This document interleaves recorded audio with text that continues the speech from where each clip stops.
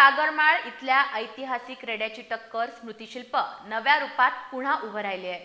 कोल्हापूरच्या सांस्कृतिक ओळखीचं प्रतीक असलेल्या या शिल्पाचं लोकार्पण काँग्रेसचे विधान परिषदेतील गटनेते आमदार सतेज पाटील यांच्या हस्ते करण्यात आलं।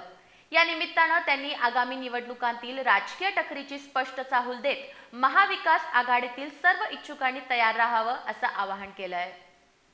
परंपरा, इतिहास आणि कोल्हापुरी संस्कृती सांगणारे रेड्याची टक्कर स्मृतिशिल्प नव्या रूपात पुन्हा एकदा उभारण्यात आलंय। हे शिल्प देशातील पहिलं रेड्यांच्या टक्करचं स्मारक आणि आता त्याच स्मारकाचं लोकार्पण काँग्रेसचे विधान परिषदेतील गटनेते आमदार सतेज पाटील यांच्या हस्ते पार पडलं। निवडणुका समोर आहेत आणि आता कोल्हापुरात नक्कीच राजकीय टक्करी पाहायला मिळतील।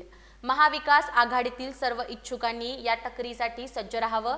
शहरात प्रवेश करताच तारा राणीचा पुतळा आणि अन्य ऐतिहासिक स्मारकांप्रमाणेच रेड्याची टक्कर ही शहराच्या परंपरेचं स्मरण देणारं शिल्प असल्याचं लोकार्पणावेळी बोलताना सतेज पाटील यांनी सांगितलं।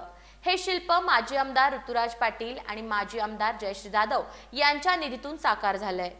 दोन रेड्यांच्या पारंपरिक लढतीचं प्रतीक असलेलं हे स्मारक कोल्हापूरच्या गवळी संस्कृतीचं मूळ सांगणारं मानलं जातं। दिवंगत आमदार चंद्रकांत जाधव यांचं स्वप्न आज पूर्ण झालंय। नव्या वसाहतींमुळे रेड्याच्या टक्करीची ओळख पुसली जाऊ नये म्हणूनच या शिल्पाचं पुनर्निर्माण करण्यात आल्याचं शिवसेना शिंदे गटाच्या उपनेत्या जयश्री जाधव म्हणाल्या।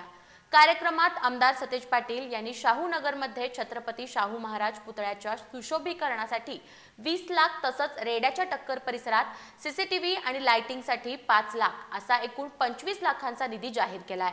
कार्यक्रमाला माजी नगरसेवक राजू लाटकर, प्रतिज्ञा उत्तुरे, भूपाल शेटे, काका पाटील यांच्यासह मोठ्या संख्येनं पदाधिकारी आणि कार्यकर्ते उपस्थित होते।